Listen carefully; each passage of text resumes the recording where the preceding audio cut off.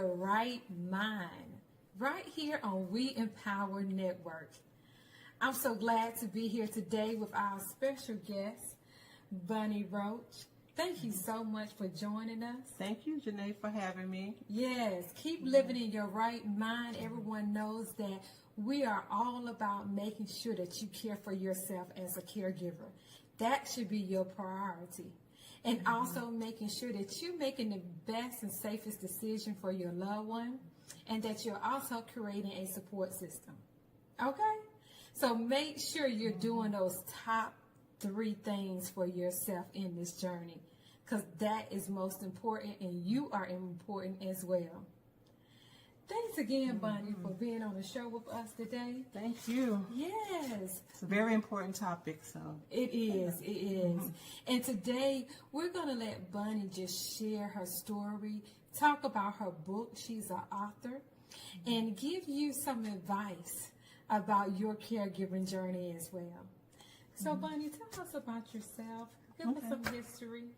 All right. My name is Bonnie Mans Roache, and I wrote a book called Your Daughter, Your Advocate, which you can see back here.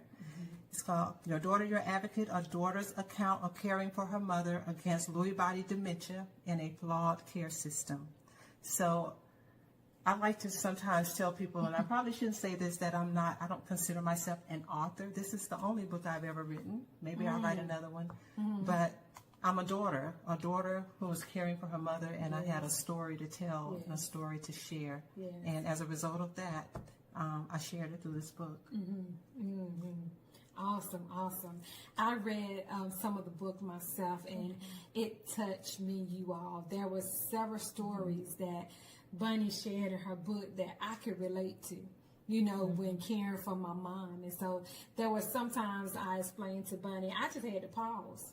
I had to pause because I was just going to cry and boo-hoo because I could relate to some of the stories in her book.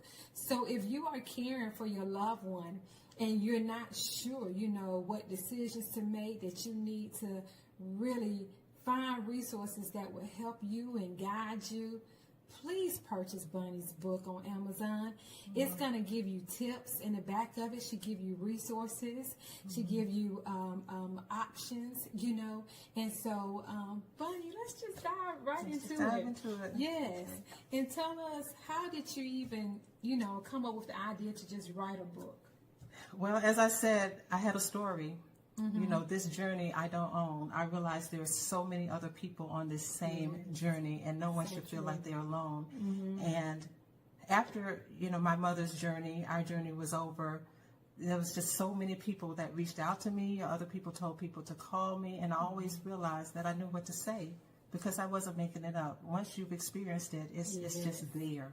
And so as a result of that, I wanted to share some of the things that went wrong, some things that could have gone better, some things that did go well for us, so that other people can benefit from our experience and hopefully make their journey a little bit easier. Yes. Wow. Well, I know when reading the book, like I said, there are stories in her book that really touch me. And one of the questions that I have for you in reference to your book, you talked about your mom diagnosis in the book. And could you explain to us exactly what is Lewy body dementia? Well, I will tell you, I had never heard of it. When my mom was diagnosed with Lewy body dementia, I had no idea what it was. And now I understand that it is a form of dementia. It is probably, I think, the second most common form of dementia. Most people have heard of Alzheimer's. But Lewy body dementia is a very common form of dementia, and it's often misdiagnosed. So people really don't know. Like I said, I'm not a doctor, but there is, you know, explanation of how it impacts the frontal part of the brain. It's very aggressive, and the lifespan after Lewy body is usually of 5 to 7 years. So there's a lot more, I guess, agitation with Lewy body dementia. And there's the memory loss, and that's why people say dementia, and I know for me, I thought memory loss. People think memory loss, you know, grandma's forgetting or mom's forgetting, but the memory loss was just the least of it. Yes. It was all the other symptoms that associated with it. So, yeah, I'm trying to actually make people more aware of Lewy body dementia, that it does exist, so that people can get that diagnosis if that's what their loved one has. What are some early signs of this disease? Well, for my mother, she was angry. I was like, why is Mom so angry at everybody? That was one of the first signs, just the personality change. She was just angry all the time. Nothing we did could satisfy her. And then there was a lot of, she would just get focused on certain things. Yes. She would buy certain things like soft drinks. She would buy a lot of cases of soft drinks, just things that she would focus on, things were just different. And I knew something was wrong, but at first I thought as she got older, maybe this is just how she's going to be as she gets older. But as it progressed, one day I saw my mother she just had a bottle of pills, and she got so upset, and she just threw them across the room, and she ran down the hall, and and I just froze, and I realized this is something different. Yeah. So I knew I needed to get an answer for what was going on with her, and she became very depressed. She would sit in a dark room by herself. Wow. Yeah, they're definitely, and I tell people, we may not know what it is, but you know your loved one. Yes. And you know when their behavior is not, the same as It's changing. who they were. So you know when something is not right. You know your loved one, so you'll know when, to take them to a doctor and get a diagnosis and find out what's going on. Yeah, and don't hesitate. We talk a lot, Bunny and I, when we first met. I know we probably stayed on the phone for an hour or so and just talking and sharing our stories. And also talking about how you shouldn't be passive when it comes to caring for your loved one. You should try your best to take them to the doctor and find out what's going on with them. Because like you stated, your mom's behavior wasn't normal, and you knew that something was changing. Share with us about who was your mom before the disease, though. Share with us and tell us about your mom. Mary Alice Jackson. My mom's name was Mary Alice Jackson, and anybody who knew her called her sister.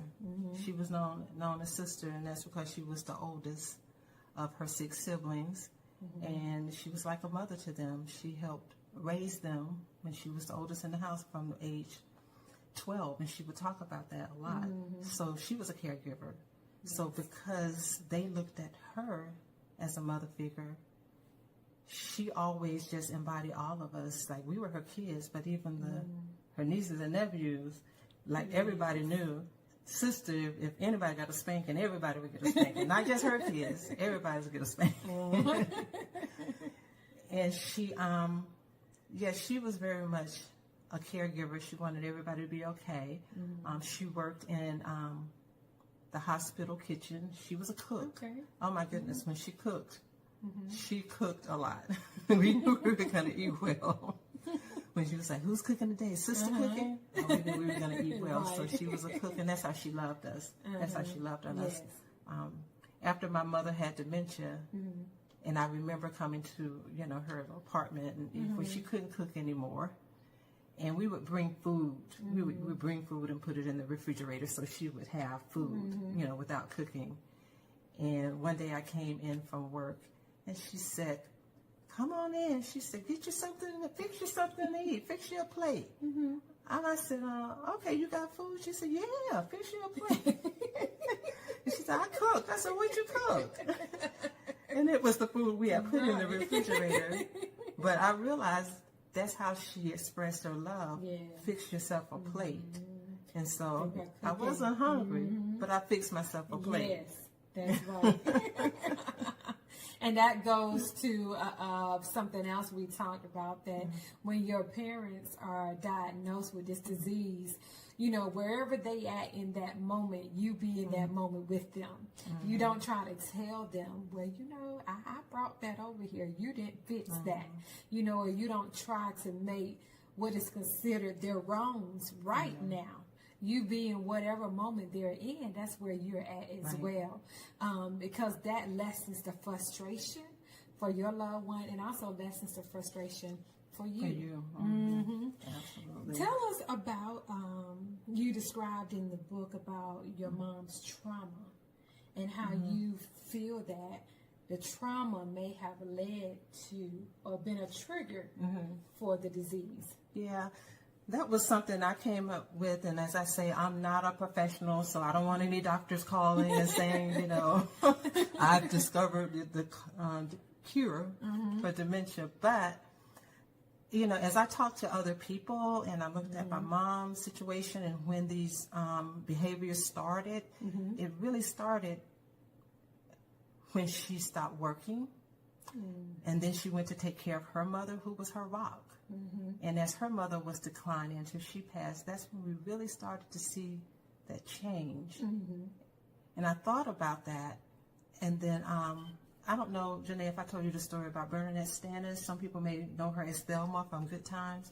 Yes, And she wrote a book about her mother, who also had, I can't remember what form of dementia, but she talks about her father and her mother, you know, and their relationship was so close. And at some point, her father experienced where he was, I think, physically attacked, and it affected his brain, and he eventually he passed from that.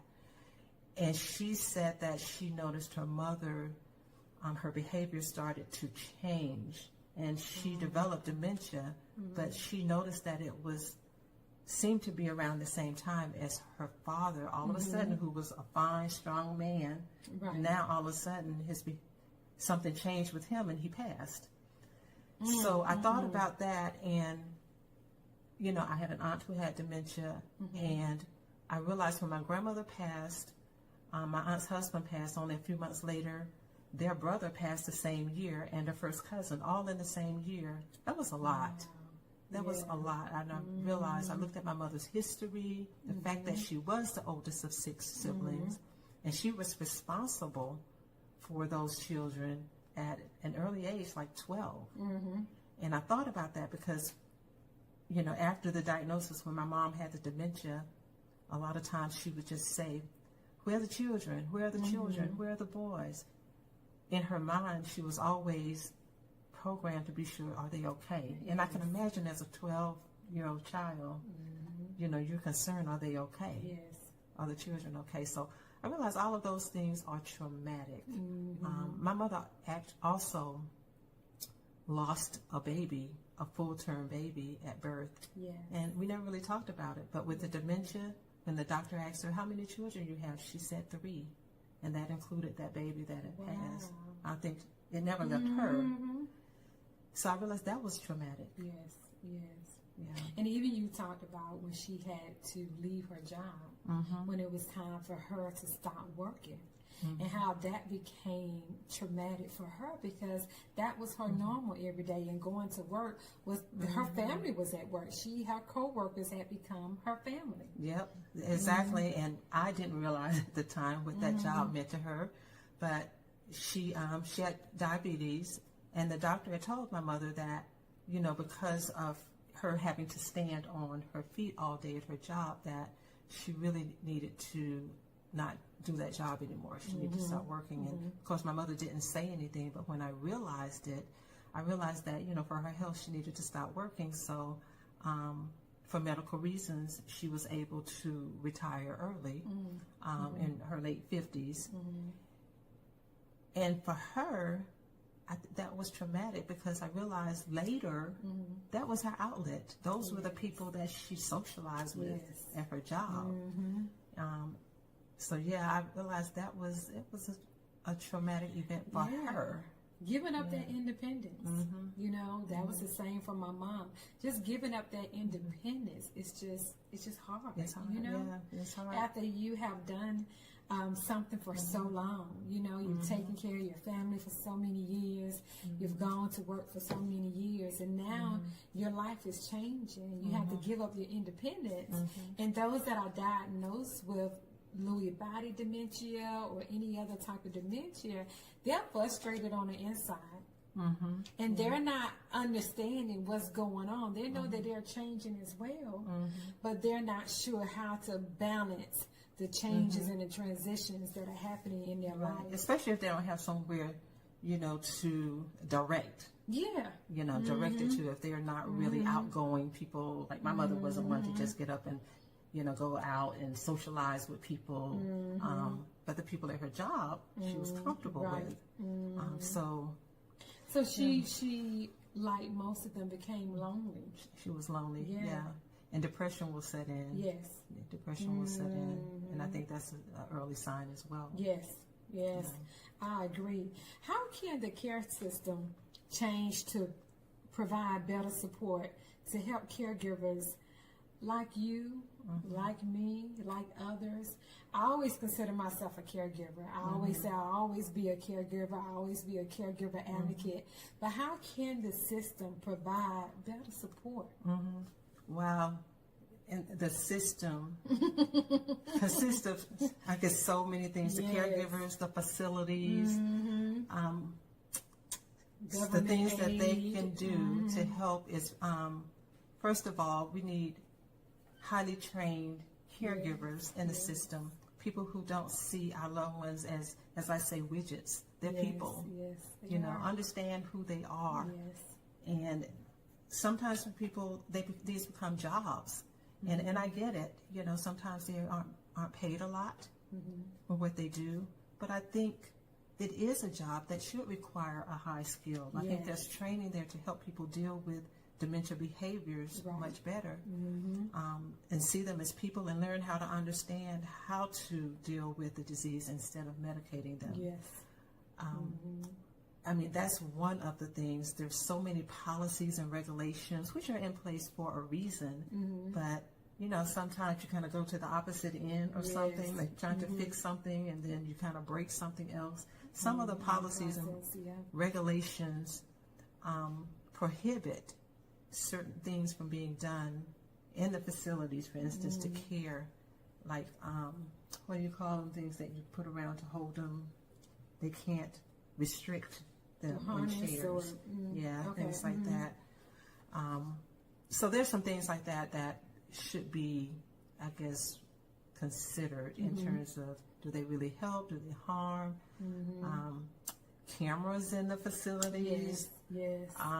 I will say that all day, is that they, you know, they lack resources in the facilities anyway, and it's all about the people being safe. So cameras are another set of eyes to help families, you know, have eyes on their loved ones, which can really help the facilities.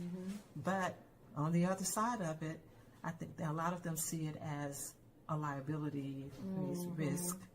So to protect themselves, they don't allow cameras. Well, you know, it really should be about the person.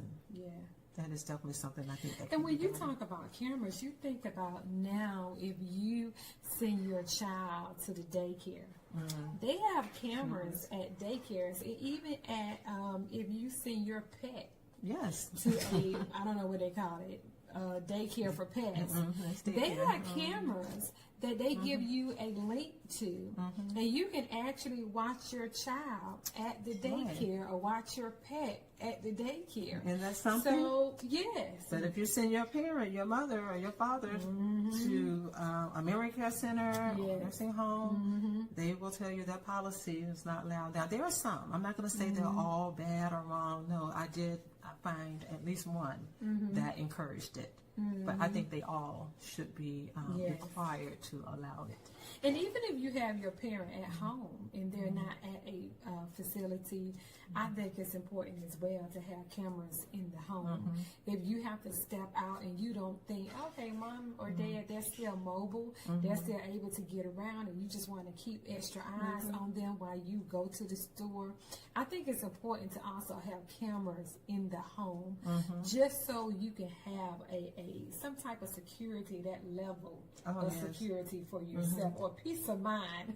And that's so easy now because they work right off of the internet. You have it on your phone, and the camera gave me such a peace of mind that before I would go to sleep at night. Last thing I would do is look at that camera, just put eyes on mom, just see that she was in the bed. Sometimes there was a caregiver there, but I knew everything is quiet. I can sleep.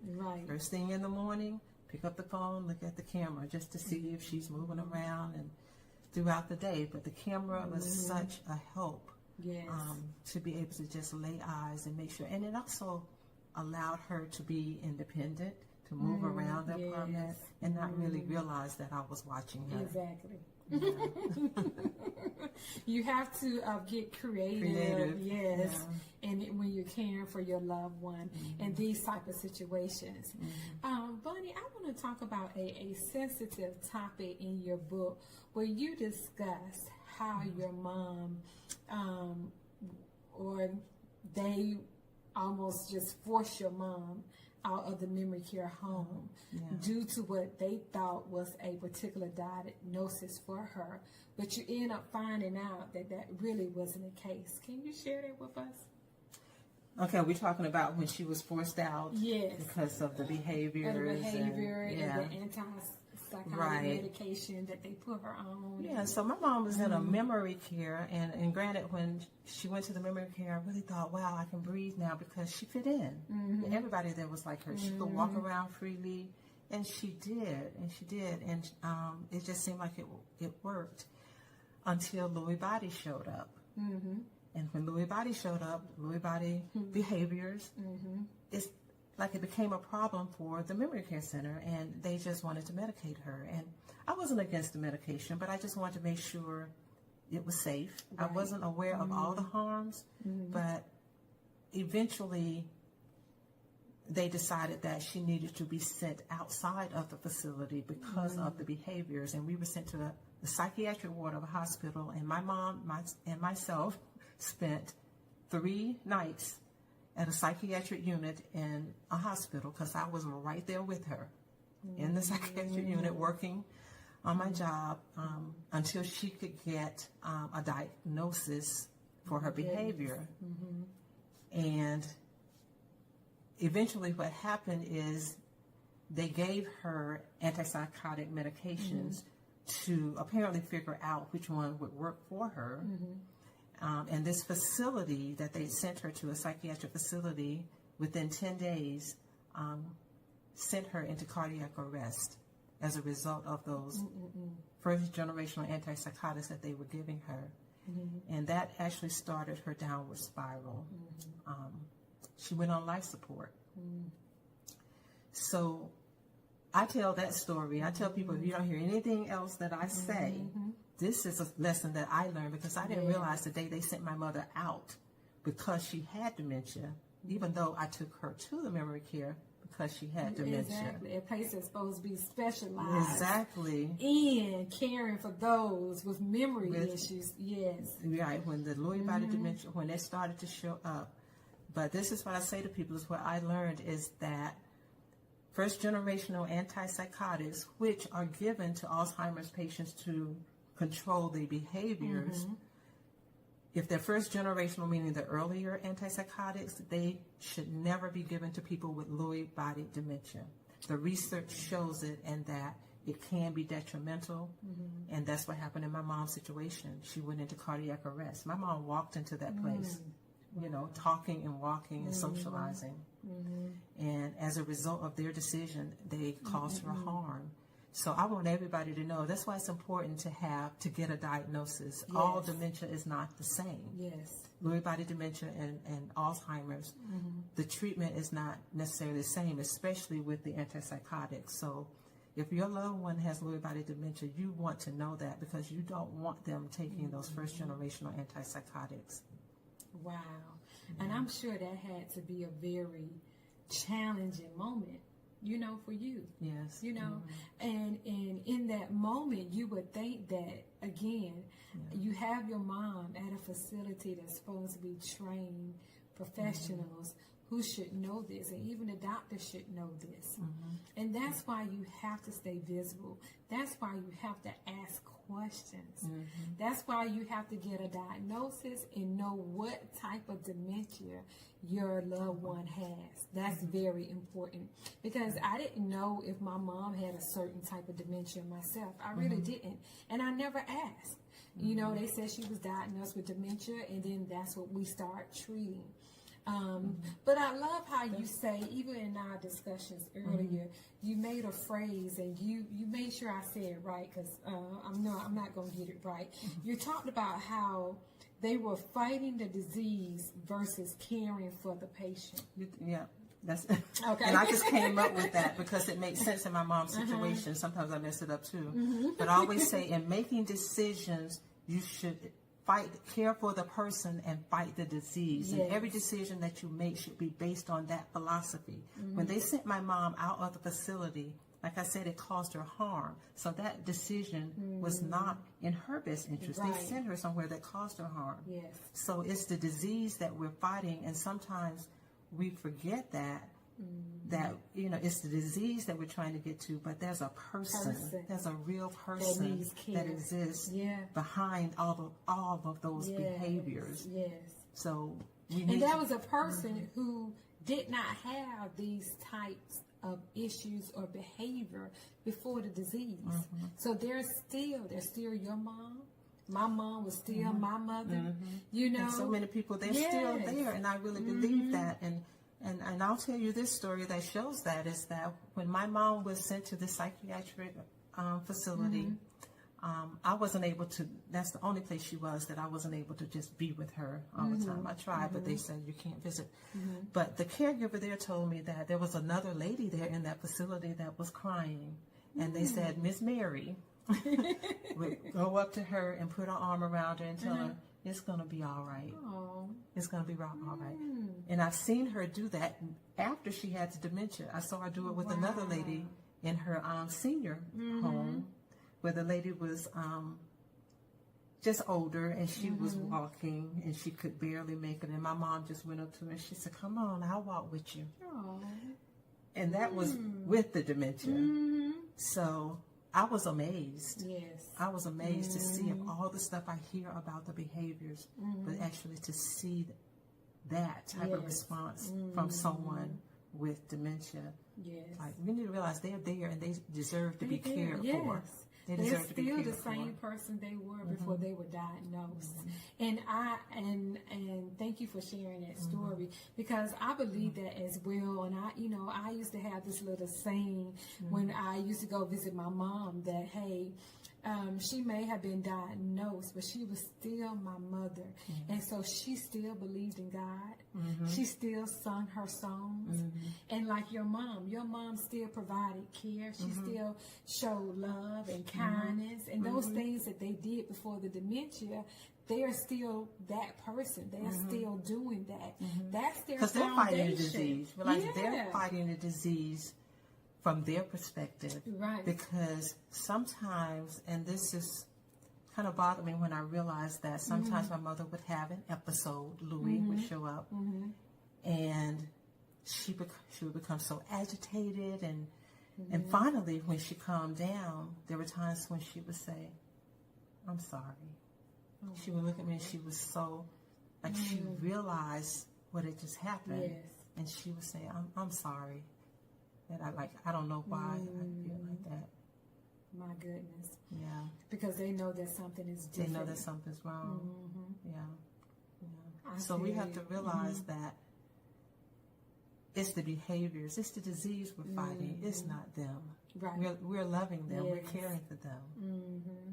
So, Well, even as we shared our stories, and I must let you all know, we're going to have a part 2 to this program with Bunny, because I want you to come back and share some more with us and educate caregivers. I think that's one of the key things we have to do when we have a platform like this, a network.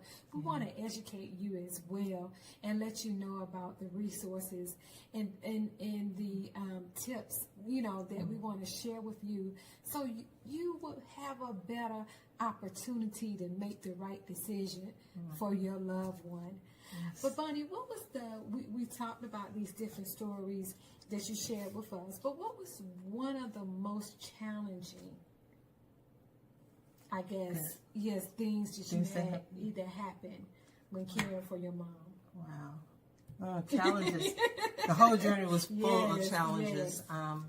Finding a good caregiver was a challenge and so important, because, my goodness, if I could find a good caregiver who my mom was comfortable with and the person kind of understood her, yes, I could breathe. Yes. I could relax. Yes.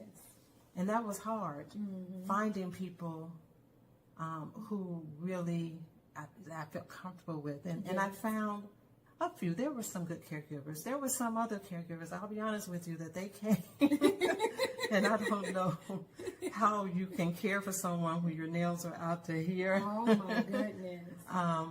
Yeah, there were certain things like that. So you have to go through a process and understand. But there were some who really cared. There was one particular caregiver whom we introduced her as a member of our family. We told her she was a granddaughter of one of my mother's cousins. Yes. And that's who she became. Yes. Cousin Hazel's granddaughter. Yes. That's how, and I think we called her so that much. I think she actually thought she was Cousin Hazel's granddaughter. But she got to know my mother's name. She would call her sister. She got to know the names of my mother's family members and cousins, especially from way back. And she would just mention the names, and they could have conversations. And it's funny, we're from a rural area, it's the country, right? So a rural area of Georgia. And I remember telling her, just always say a name like, May Willie or something. Say that name again. I said, well, you always know a name. Somebody always know a May Willie from back in the day. Yeah. So she could do that. She did it really well. And she and my mom just, when she was with her, I could breathe and I was comfortable. Yes. So finding good caregivers was definitely, and I guess the other challenging thing that comes to mind was that pandemic, because my mom, was in a facility during the pandemic. That's a whole show. Yes. That's a whole show. It is. What did you do? How did you find time to care for yourself in the journey? And then how do you find time now to focus on self-care in your after your mom has transitioned? Okay. Remind me, because you asked me. During the journey, the self-care was, first of all, I accepted whatever help. Yes. My aunt, my mother's sister, Aunt Betty, I don't know what I would have done without her. But, as I said, my mother raised her siblings, right? Aunt Betty was the youngest one. So I realized that my mother was a mother to her. So whenever she was around, and she was so dependable, just to help. And like I said, the caregiver, and there were several other people around me every now and then that offered to maybe just sit with her. That's one of the things that I did to try and help myself, because otherwise I couldn't unless I knew that she was okay. But I tried to make sure I found time to, get my hair done. But actually, when Louie wasn't there, it was actually fun for me to hang out with Mom. We would ride in the car. That would keep her calm. So, those are some of the things. And then after she was gone, I think telling this story is what it's is my therapy for way you. It's therapy. And I think it was my way of grieving and just being able to tell the story and share the story, because I believe somehow it's still me and her together going through that journey by telling the story. So, yeah, and I'm a member of a support group. I encourage people to always look for support groups to share and hear other people's stories. It's very helpful to be a part of a group, a support group. So I still do that. I agree with, meeting other people that's having the same challenges in the same situation. Just meeting Bunny, just us connecting and sharing our stories has been therapy for me. We always said, man, we should have known each other when we was both, going through those challenges with our mom, and being able to have someone else to really understand what you're going through and how you're feeling and why you're screaming on the inside. I say that a lot. But we experience the same type of feelings and emotions. Yep. Every time you talk about an experience, I'm like, wow, it's like I'm right there. Same thing, same journey, although each journey is different. Right. It's just so many things that's the same, and we're all fighting just these horrible diseases. Yes. Yeah. But thank you so much, Bunny, for being on the show with me today. Thank you so much. Always enjoy talking to you, and even though this is a subject that sometimes it's difficult to talk about. It is sometimes, yes. But it is important. So. It's very important. I want you all to make sure you go to Amazon and purchase Bunny's book, Your Daughter, Your Advocate, on Amazon. It's very inspiring, and it's going to take you from the initial phase all the way to the end. And she even has pictures in here of her mom and her family and caregivers in here. So there are also tips in the back, resources and tips. So please go and purchase the book. And if you need to gift it to someone that you know is going through this same similar situation, give it to someone. Give it to someone so it will help them, so they'll know that they're not alone in this journey whatsoever. And it's a fairly short book. There are a lot of just several short stories that I wrote in here. Yes. And a lot of them are funny. Yes. I think people have told me that, they're the stories in here that made them angry, made them cry, and then they were laughing because my mother was funny, and we laughed a lot together. Yes. So, and those are the times that you want to embrace. Yes, exactly.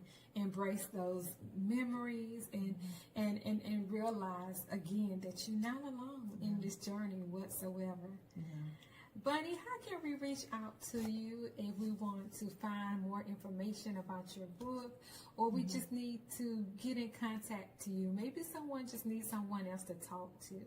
Do you have an email address that they can reach out to you? I definitely have an email address. It's B as in my name, Bonnie, M as in my mother's name, Mary, and my last name, Roache, Roach, BMRoach @gmail.com.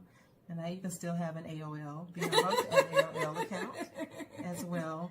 I'm on it all the time. So definitely when people feel that they need someone to, to just bounce ideas off of, I'm happy to talk to people about their journey. Yes. Even dealing with physicians, dealing with memory care homes. Bunny is here to help you and give you advice.